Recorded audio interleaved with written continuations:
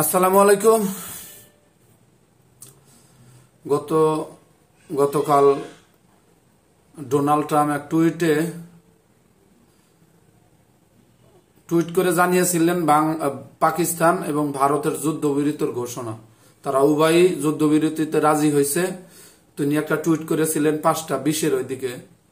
তারপরে পর্যায়ক্রমে তাদের পররাষ্ট্রমন্ত্রী রবিও, আবার পাকিস্তানের ইসহাকদার, ভারতের পররাষ্ট্রমন্ত্রীর মুখপাত্র মিস্ত্রি, এরা পর্যায়ক্রমে সবাই যুদ্ধবিরতির কথা জানায়। কিন্তু সারা রাত্রে আবার এক ব্রিফিং এ সবাই যুদ্ধবিরতি লঙ্ঘনের অভিযোগ করে তারা সবাই। তো সবচেয়ে বড় খবর হলো যুদ্ধবিরতিতে সবার জন্য মঙ্গল বয়ে আনছে। যারা বিশেষ করে যারা দুই পারের লোকজন আছে, যারা দিন রাত না খেয়ে না ঘুমিয়ে টেনশনের রাত দিন পার করছে, তাদের জন্য স্বস্তিদায়ক একটা খবর। তো আমরা আসলে কোনো যুদ্ধ চাই না, কিন্তু কোনো যুদ্ধই ভালো কিছু বয়ে আনে না। যেভাবে হোক যুদ্ধবিরতি আমেরিকার মাধ্যমে, আমেরিকার অনেক 24 ঘন্টা তারা একটানা দুই দেশের সঙ্গে আলোচনা করে বিষয়টা মীমাংসা করছে।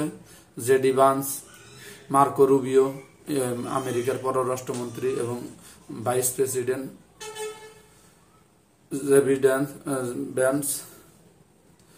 জেডি ভ্যান্স কিছুদিন আগেই ভারত সফরে আসছিলেন।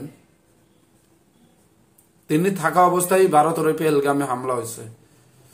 যাই হোক, তাদের প্রচেষ্টা এই দুই পারমাণবিক পরাশক্তির মধ্যে যুদ্ধবিরতিতে যে সফলতা আসছে, এর জন্য তাদের আন্তরিক ধন্যবাদ জানাই। কারণ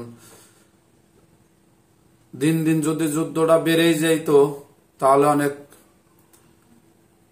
খারাপের দিকে যাইতো, ভালো না, মানে তৃতীয় বিশ্বযুদ্ধের দ্বার প্রান্তে চলে যাইতো সম্ভবত। কারণ দুই পারমাণবিক শক্তিধর দেশ, তারা এমনি তো বিশ্ব নাকাল হয়ে আছে। রাশিয়া ইউক্রেন যুদ্ধ, ইসরায়েল প্যালেস্টাইন যুদ্ধ, শুধু প্যালেস্টাইন বললে হবে না, ওইদিকে সিরিয়া, লেবানন, এই পাশে ইয়েমেন, চতুর্দিকে হামলা চলছে। তো সব দিক ধীরে ধীরে সব দেশের যুদ্ধ থেমে যাক। পৃথিবী মানুষের জন্য থাকুক, সবাই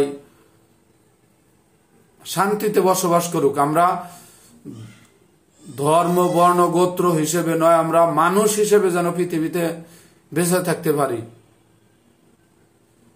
সবার এই পৃথিবীতে বাঁচার সবার সমান অধিকার আছে। এই জিনিসটা নিয়ে যেন আমরা বেঁচে থাকতে পারি পৃথিবীতে, এই প্রত্যাশা করি। আর কারো বুক খালি না হোক, কোন দেশের উপরে কেউ বোমা হামলা না করুক, এই প্রত্যাশা। ধন্যবাদ।